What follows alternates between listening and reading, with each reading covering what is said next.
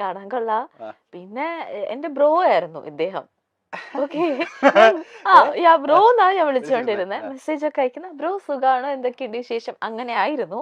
പിന്നെ ഇത് actually arrange താങ്കളുടെ ഉള്ളില് ഇവരുടെ ഒരു പരിങ്ങലുണ്ടായിരുന്നോ? ഇല്ല, ആക്ച്വലി നമ്മള് ഫസ്റ്റ് സംസാരിക്കുന്ന സമയത്ത് കല്യാണം കഴിക്കണം എന്നുള്ള പ്ലാനൊന്നും ഇല്ല. നമ്മള് എന്താ പറയുക, ഒരു ഫംഗ്ഷനിൽ വെച്ച് കാണുന്നു, പരിചയപ്പെടുന്നു, ഓക്കെ. അതിനുശേഷം പിന്നെ വല്ലപ്പോഴും ഹായ് ബൈ മെസ്സേജ് അയക്കും, അത്രേ ഉള്ളൂ. അപ്പൊ ആ സമയത്ത് എനിക്ക് വലിയ ബ്രോ എന്ന് വിളിക്കുന്നത് ഓൾമോസ്റ്റ് എല്ലാവരും അങ്ങനെയാണ് വിളിക്കാറ്. അപ്പൊ അതുകൊണ്ട് എനിക്ക് വലിയ ഇതൊന്നും തോന്നിയിരുന്നില്ല. പിന്നെ ഈ കല്യാണ ആലോചനകളൊക്കെ വരുന്നു, ഭയങ്കരമായിട്ട് വീട്ടുകാർ ആലോചിക്കുന്നു. അപ്പോ എനിക്ക് എൻ്റെ ഒരു കൺസെപ്റ്റിലാണെന്നുണ്ടെങ്കിൽ ആരെങ്കിലും കല്യാണം കഴിക്കുന്നതിനോട് താല്പര്യമില്ല. നമുക്ക് അത്യാവശ്യം കുറച്ചെങ്കിലും അറിയാവുന്ന ഒരാളായിരിക്കണം, എന്നാലേ അവരുമായിട്ട് നമ്മൾ ഒത്തുപോകുന്നു നമുക്ക് ജഡ്ജ് ചെയ്യാൻ പറ്റുള്ളൂ.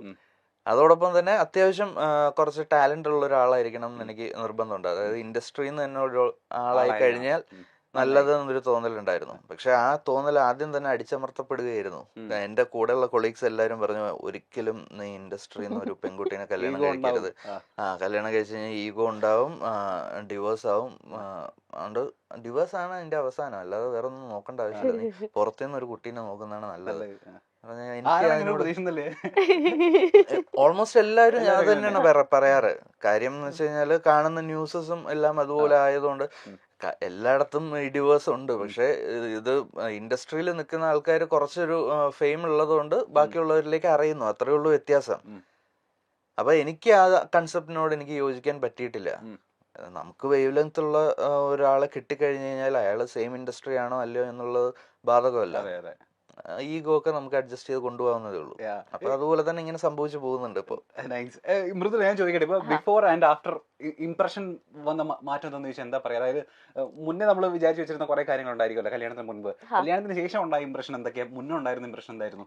ലൈക്ക് ആളെ പറ്റിയിട്ടാണോ? ആളെ പറ്റിയിട്ട് ഇതേപോലെ ഈ ജാട എന്നുള്ളത് ജാടയാണല്ലോ എന്നുള്ളൊരു തോന്നലുണ്ടായിരുന്നു. പിന്നെ കല്യാണം കഴിഞ്ഞതിന് ശേഷം ആളെ കൂടുതൽ മനസ്സിലാക്കാൻ പറ്റി. അതാണ് ലൈക്ക് ഭയങ്കര ലവബിൾ ആയിട്ടുള്ള ഒരാളാണ്, ഭയങ്കര കൂളാണ്. എത്ര ദേഷ്യപ്പെട്ടാലും തിരിച്ച് റിയാക്ട് ചെയ്യില്ല. സോ അതുകൊണ്ട് എനിക്ക് പറയാം, എന്തും ഭയങ്കര കൂളായിട്ട് ഇതങ്ങ് എടുക്കും. അതൊക്കെ തന്നെയാണ് ആക്ച്വലി കൂടുതൽ മനസ്സിലാക്കാൻ പറ്റി. മറ്റേ ജാഡ എന്നുള്ള ആ ഒരു ഇംപ്രഷൻ മാറിയിട്ട് അതല്ല ക്യാരക്ടർ എന്നുള്ളത് മനസ്സിലായി. അണ്ടർസ്റ്റാൻഡിങ് പീപ്പിൾ ആയിരുന്നു. ഇപ്പൊ മൃദുലേനെ ഈ പറയുന്ന പോലെ യുവേനെ നമുക്ക് എല്ലാവർക്കും ഇഷ്ടമായി തുടങ്ങിയതുണ്ടല്ലോ സ്റ്റാർ മാജിക്കിന് വന്നതിന് ശേഷമാണ്. നിങ്ങളുടെ പേഴ്സണാലിറ്റി എന്താണെന്നും ഒക്കെ മനസ്സിലായത് നമുക്ക് അങ്ങനെ. നിങ്ങളുടെ ടാലന്റ് എന്താണെന്നും ഞാൻ ഇപ്പൊ യൂട്യൂബിൽ നോക്കിയപ്പോൾ ഒരു വീഡിയോന്, ഒരു പെർട്ടിക്കുലർ വീഡിയോന്, മൃദുലയുടെ പെർഫോമൻസ് ഉള്ള ഒരു വീഡിയോന് 8.3 മില്യൺ വ്യൂസ് പോയേക്കുന്ന വീഡിയോ. അതായത് എനിക്ക് തോന്നുന്നു ഏറ്റവും കൂടുതൽ വ്യൂസ് പോയത് സ്റ്റാർ മാജിക്കിന്റെ ആ പെർട്ടിക്കുലർ വീഡിയോനായിരിക്കും. സ്റ്റാർ മാജിക്കിന്റെ ഒരു റെക്കോർഡ് തകർത്ത നായികയാണ്. യുവ മോശമല്ല, പിന്നീടാണ് യുവയ്ക്കും ഇങ്ങനെ ഒരു കഴിവുണ്ട്. മെയ്ഡ് ഫോർ ഈച്ച് തരാണ്. മിമിക്രി ഇവർ രണ്ടുപേരും തോളോട് തോള് നിൽക്കുന്ന കപ്പിളാണെന്ന് നമ്മൾ പിന്നീടാണ്.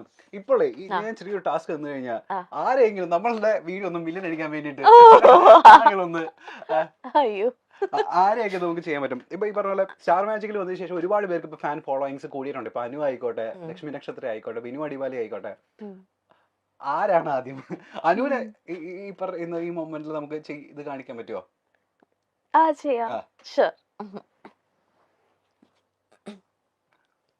ഇത് ഞാൻ എന്തിരടി നീ പറയണത്? കുറെ നേരമായിട്ട് ഞാൻ നോക്കുന്നുണ്ടടി. നീ നീ നീ ഇത് കണ്ട, ഈ ഫോട്ടോ നീ കണ്ട? അയ്യോ എന്ത് നല്ല രസമുണ്ടല്ലേ, ഞാൻ അപ്പോഴേ പറഞ്ഞതാണ്. ഓ എനിക്ക് വയ്യ. എന്നെ കൊള്ളാമോടി, നീ പറ, ഈ കുടുംബ കൊള്ളാമോടി, പറയടി. കുഴപ്പമൊന്നും ഇല്ലല്ലോ അല്ലേ? ഇതെന്തോന്ന്, നിന്റെ ലിപ്സ്റ്റിക് എന്തോന്ന്? കൊള്ളില്ല. കൊള്ളാല്ലേ? ഏതാണ്ട് ഇതുപോലെയൊക്കെ തന്നെയാണ് ഫ്രെയിമിൽ നമ്മൾ അനുവിനെ കാണുന്നതല്ലേ? അനു ഈ പറഞ്ഞ ഇതൊന്നുമില്ല, ഫേക്ക്നെസ് ഒന്നുമില്ല. ആളെങ്ങനെയാണോ അതുപോലെ തന്നെ. ചേട്ടന്റെ അങ്ങോട്ടേക്ക് ഒന്ന് പ്ലേറ്റ് മാറ്റാണ്. ചേട്ടൻ ഈ പറയുന്ന പോലെ ബിനു അടിമാലിനെ അവതരിപ്പിക്കുന്ന കണ്ട സമയം നമ്മൾ ഞെട്ടിപ്പോയിട്ടുണ്ടായിരുന്നു. കോളേജിലെ അത്യാവശ്യം മിമിക്രി ഒക്കെ ചെയ്യുന്ന ആളായിരുന്നോ? കോളേജിൽ ഡിഗ്രിക്ക് പഠിച്ചുകൊണ്ടിരുന്ന സമയത്ത് ഇതേപോലെ കോമ്പറ്റീഷൻ, കോളേജ് ലെവലിലുള്ള കോമ്പറ്റീഷൻ, ആർട്സ് ഫെസ്റ്റിനൊക്കെ ചെയ്യുമായിരുന്നു. പ്രൈസ് വാങ്ങിക്കുമായിരുന്നു. ഇതറിയായിരുന്നോ? കല്യാണത്തിന് മുന്നേ അറിയാം? അന്ന് അവതരിപ്പിച്ചപ്പോഴാണ് ആദ്യമായിട്ട് അറിയുന്നത്. ആണല്ലേ? ഓ ചേട്ടാ. ഓക്കെ, അതിന് ശേഷം പിന്നെ പ്രാക്ടീസ് അങ്ങനെയൊന്നും ഇല്ലായിരുന്നു. അന്ന് എന്തോ അങ്ങനെ തോന്നി, കുറച്ച് സൗണ്ടുകളൊക്കെ ചെയ്തപ്പോൾ ഓക്കെ ആയിട്ട് തോന്നി, അങ്ങനെ പിന്നെ കയറി പെർഫോം ചെയ്തതാണ്. അപ്പൊ ഞാൻ ചോദിക്കട്ടെ, മിമിക്രി ഉണ്ട്, മാജിക് ഉണ്ട്, മെന്റലിസം ഉണ്ട്, ഡാൻസ് ഉണ്ട്, പാട്ടുണ്ടെന്ന് ആരും പറയുന്നത്? പാട്ടുണ്ട്, സകലവല്ലഭൻ. എന്താ ചെയ്യാ? ഡാൻസ് അത്രക്കില്ല. റീൽസിലൊക്കെ നമ്മള് ഡാൻസ് കളിച്ച് ഏതൊരു കൊറിയോഗ്രാഫറിന്റെ കൂടെയുള്ള ഡാൻസ് ഒക്കെ നമ്മൾ കണ്ടിരുന്നു റീൽസില്. ഒന്നും മോശമല്ല. ഇപ്പൊ നമ്മൾ ആരെയാ ചെയ്യാൻ പോകുന്നത്? അപ്പൊ ബിനിച്ചേട്ടന് ചെയ്യാം, നന്നായിട്ട് ചെയ്യും. ബിനിച്ചേട്ടൻ, നോബിച്ചേട്ടൻ അവരൊക്കെ imitate ചെയ്യും.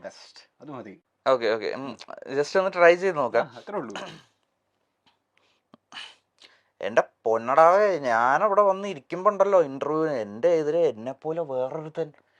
അപ്പൊ ഞാൻ ആലോചിക്കുക, ഇവനിത് ഇവിടെ നിന്നാടാ എന്റെ പൊന്നെ വന്നതെന്ന്. ഇങ്ങനെയൊക്കെ പറഞ്ഞിട്ട് പരിപാടിയും ചെയ്തിട്ട് പോവാനായിട്ട് പറ്റുമോ? നീക്കൊന്ന് ആലോചിച്ച് നോക്കിയത് ഇവിടെ നിന്ന് എന്താ സംഭവം നടക്കണേന്ന്. എന്നെ പൊന്നടവേ, ഒരു രക്ഷയില്ല. ബിനുചേട്ടന് മുമ്പില് പെർഫോം ചെയ്തിട്ടില്ലേ? ഇത് ബിനുചേട്ടൻ എല്ലാവരും ഈ പറയുന്ന പോലെ കോമഡി എടുത്തിട്ട് മറ്റേ ഇൻസൾട്ട് ചെയ്യുന്ന ആളാണല്ലോ. ഈ ചേട്ടന്റെ മുൻപില് ഈ സാധനം അവതരിപ്പിച്ച സമയത്ത് ചേട്ടന്റെ റെസ്പോൺസ് എന്തായിരുന്നു? പുള്ളി ഡയറക്റ്റ് ആയിട്ട് കേട്ടിട്ടില്ലെന്ന് തോന്നുന്നു. പുള്ളി ഇല്ലാത്തൊരു എപ്പിസോഡിലായിരുന്നു ഞാൻ പെർഫോം ചെയ്തത്.